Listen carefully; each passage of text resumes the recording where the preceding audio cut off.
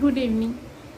আমি আগের ভিডিওতে বলেছিলাম যে আমাদের কাস্টমারের কথা মন দিয়ে শুনতে হবে এবং সেটা আমাদের বডি ল্যাঙ্গুয়েজে শো করতে হবে। আমাদের বডি ল্যাঙ্গুয়েজে শো তো করতে হবেই, অবশ্যই করতে হবে। আর আমি যদি আমার বডি ল্যাঙ্গুয়েজে অ্যাটেন্টিভ হওয়াটা শো করি, আমরা কিন্তু কোনোভাবেই তার কথাটা মন দিয়ে না শুনে থাকতে পারবো না, আমাদের সঙ্গে মন দিয়ে শোনাও হবে। আর কাস্টমারের কথাটা মন দিয়ে শোনাটা খুব প্রয়োজনীয়। সব সময় মনে রাখতে হবে আমার কাস্টমার আমার অ্যাসেট। সেই জন্য আমি তার কথা মন দিয়ে শুনব। তার কথা হয়তো তার কোনো কথা আমার ভালো লাগছে না, হয়তো তিনি অনেক অপ্রাসঙ্গিক কথা বলছেন, কিন্তু তাও আমি সেই কথা মন দিয়ে শুনব। তার কারণ তার মতামতের তো একটা দাম আছেই, তাই না? আমি এটা একটা ধরুন আমার কাছে একটা কাস্টমার আসছেন, আমি জাস্ট একটা আমার যা বিজনেস গার্মেন্টসের সেই এক্সাম্পল দিয়ে বলি। মনে করুন আমার কাছে একটা কাস্টমার এসেছেন, তিনি বলেছেন যে আপনি এইটা রাউন্ড নেক করেছেন, এটা রাউন্ড নেক না হয়ে যদি স্কোয়ার নেক হতো বেশি ভালো লাগতো।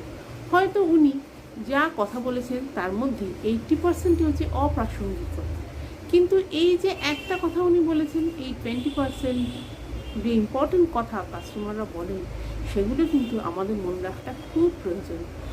যেমন ইনি অনেক অপ্রাসঙ্গিক কথার সঙ্গে এটা বললেন যে এটা যদি রাউন্ড নেক না হয়ে স্কোয়ার নেক হতো এটা ভালো হতো। এবার আরেকজন কাস্টমার এলেন, তিনিও হয়তো এরকম আরও অনেক রকম কথার মাঝখানে এই কথা বললেন, যেটা কি অন্য কোনো নেক নেই, এটা কি শুধুই রাউন্ড নেক আছে। এরকম করে দেখুন আমরা এই কাস্টমারের কথার মাধ্যমে বুঝতে পারছি কিন্তু কাস্টমার কী চাইছেন।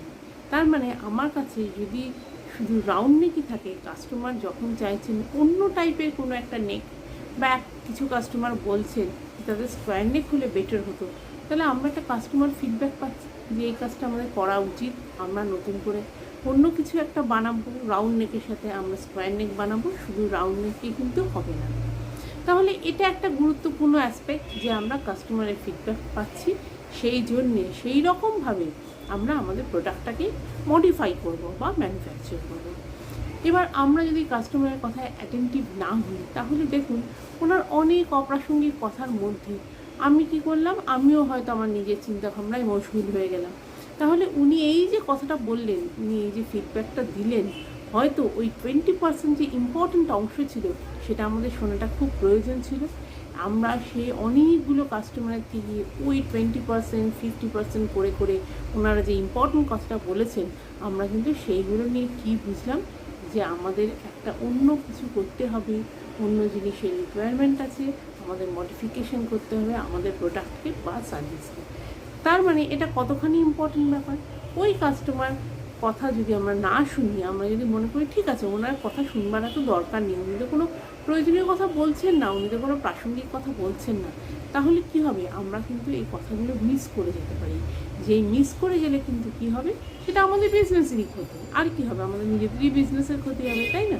সেই জন্য আমাদের কিন্তু কাস্টমারের কথা মন দিয়ে শুনতে হবে, এটা একটা খুব ইম্পর্টেন্ট কথা। তাতে কাস্টমার তো খুশি হবেনি, সেটা আমি আগের ভিডিওতে বললাম, আর সেটা কিন্তু আমাদের জন্যও প্রফিটেবল, আমাদেরও তাতে আমাদের বিজনেসের উন্নতি হবে।